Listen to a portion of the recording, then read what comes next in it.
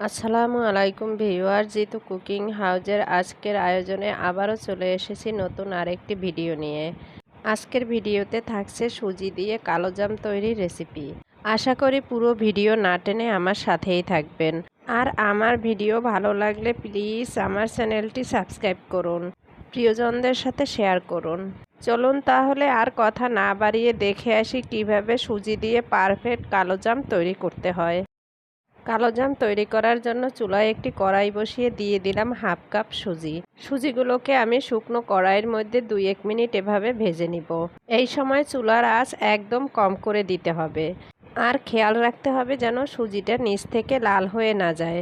সুজিগুলো 2 মিনিটের মতো ভাজা হয়ে গেছে, এবার আমি চুলা থেকে নামিয়ে নিব। এখন চুলায় ওই একই কড়াইয়ের মধ্যে দিয়ে দিলাম 1 স্পুন ঘি। অপেক্ষা করব ঘিটা গরম হয়ে যাওয়া পর্যন্ত। ঘিটা গরম হয়ে গেলে এর মধ্যে দিয়ে দিলাম মেজারমেন্ট কাপের 1 কাপ গরুর দুধ। আর দিয়ে দিলাম 1 টেবিল স্পুন চিনি। একটু নেড়ে চেড়ে দুধের সাথে চিনিটাকে মিশিয়ে দিব আর অপেক্ষা করব দুধটা বলক আসা পর্যন্ত। যখন দুধের মধ্যে বলক চলে আসবে তখন আগে থেকে ভেজে রাখা সুজিটাকে আমি এভাবে অল্প অল্প দিব আর ভালোভাবে মিশিয়ে নিব। একবারে দিয়ে দিলে সুজিটা দলা পেকে যেতে পারে, তাই এভাবে অল্প অল্প দিব আর মিশিয়ে নিব। আমি এই সুজিটাকে ভাজার পরে ঠান্ডা করে তারপর ব্লেন্ডারে দিয়ে একটু গুঁড়ো করে নিয়েছি। আপনারা চাইলে আস্ত সুজিও দিতে পারেন, তবে ভালো হয় ব্লেন্ডারে দিয়ে একটু গুঁড়ো করে নিলে। এখন অনবরত এভাবে করে নাড়তে হবে যাতে সুজিটা নিচ থেকে লেগে না যায়। যখন এভাবে সুজিটা শক্ত হয়ে আসবে, কড়াই থেকে ছেড়ে ছেড়ে আসবে, তখন এটাকে নামিয়ে ঠান্ডা করে নিতে হবে। আমার সুজিটা হয়ে গিয়েছে, এখন আমি চুলা থেকে নামিয়ে নিব।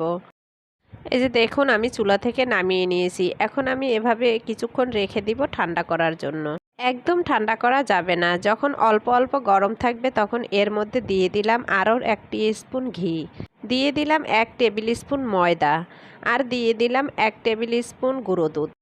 এখন সুজির ডোয়ের সাথে সব কিছুকে হাত দিয়ে এভাবে ভালো করে মাখিয়ে নিতে হবে।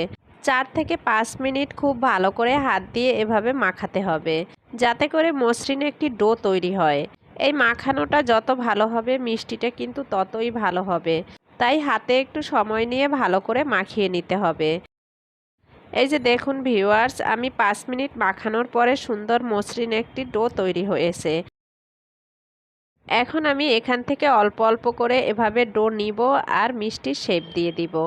এই যে দেখুন, প্রথমেই হাত দিয়ে এভাবে করে নিতে হবে, তারপর 2 হাত দিয়ে এভাবে করে ঘুরিয়ে ঘুরিয়ে গোল করে মিষ্টির শেপ দিয়ে দিতে হবে। প্রথমে একটু চাপ দিতে হবে, তারপর আলতো হাতে ঘুরিয়ে ঘুরিয়ে এভাবে মিষ্টির শেপ দিয়ে দিতে হবে। এই যে দেখুন ভিউয়ার্স, আমার একটি মিষ্টি তৈরি হয়ে গেছে। আমি আরও একটি মিষ্টি আপনাদেরকে করে দেখাচ্ছি। এই যে হাত দিয়ে প্রথমে এভাবে করে নিতে হবে, তারপর 2 হাত দিয়ে এভাবে করে গোল করে নিতে হবে। এই যে দেখুন, আমার সবগুলো তৈরি করা হয়ে গেছে। এবার আমি চলে যাব ভাজার জন্য। চুলায় আমি আগে থেকেই পর্যাপ্ত পরিমাণ তেল গরম করে রেখেছিলাম। এখন এর মধ্যে একে একে মিষ্টিগুলো দিয়ে দিব। প্রথমে এই তেলটা কিন্তু খুব বেশি গরম করা যাবে না, হালকা গরম হলেই এগুলো দিয়ে দিতে হবে। তেলটা বেশি গরম থাকলে প্রথমেই এর ভিতরে কালার চলে আসবে। এখন চুলার আঁচ মিডিয়ামের চেয়েও কম করে দিয়ে আস্তে আস্তে কড়াইটাকে এভাবে একটু দুলিয়ে দুলিয়ে ভাজতে হবে। এগুলো প্রথম অবস্থায় খুব নরম থাকে, তাই কোনো কিছু দিয়ে নাড়া দিতে গেলে তখন ভেঙে যাবে। এভাবে কড়াইটাকে একটু নেড়েচেড়ে প্রথম অবস্থায় ভেজে নিতে হবে। তারপর খুসুন দিয়ে খুব আলতো হাতে আস্তে আস্তে এভাবে ভেজে নিতে হবে যতক্ষণ না মিষ্টির কালারটা চলে আসে। এই এক ব্যাচ মিষ্টি ভাজার জন্য প্রায় 5 থেকে 6 মিনিট সময় লাগবে। মিষ্টিগুলো ভাজা হতে থাক, ততক্ষণে আমি মিষ্টির জন্য শিরা তৈরি করে নেই। আমি এখানে শিরা তৈরি করার জন্য মেজারমেন্ট কাপের 1 কাপ চিনি দিয়ে দিলাম। আর 1 কাপ চিনির জন্য আমি দিয়ে দিলাম 2 কাপ পানি। আর এর মধ্যে দিয়ে দিলাম 3টি এলাচ। আমি এলাচ 3টিকে ফাটিয়ে দিয়ে দিব। এখন নেড়েচেড়ে পানির সাথে চিনিটাকে গলিয়ে একটি শিরা তৈরি করে নিব। এই শিরাটা কিন্তু রসগোল্লার শিরার মতো ঘন করতে হবে না। 2-3 মিনিট জাল করার পরে হাত দিয়ে এভাবে করলে কোনো তার হবে না, আঠা আঠা মনে হবে, তখন বুঝতে হবে শিরাটা হয়ে গিয়েছে। এখন আমি চুলাটা বন্ধ করে দিব। এইদিকে আমার মিষ্টিগুলো ভাজা হয়ে গেছে। এই যে দেখুন ভিউয়ার্স, কত সুন্দর কালার চলে এসেছে। মিষ্টিগুলোকে এভাবে একটু গাঢ় করে ভাজতে হবে, কারণ এগুলো শিরায় দেওয়ার পরে আরও কালারটা একটু হালকা হয়ে যাবে। এখন এগুলোকে আমি তেল ঝরিয়ে উঠিয়ে নিব। শিরার মধ্যে আঙুল ডুবিয়ে আপনি বেশিক্ষণ রাখতে পারবেন না। যখন এরকম ঠান্ডা হবে তখন এর মধ্যে আমি ভেজে রাখা মিষ্টিগুলো দিয়ে দিব।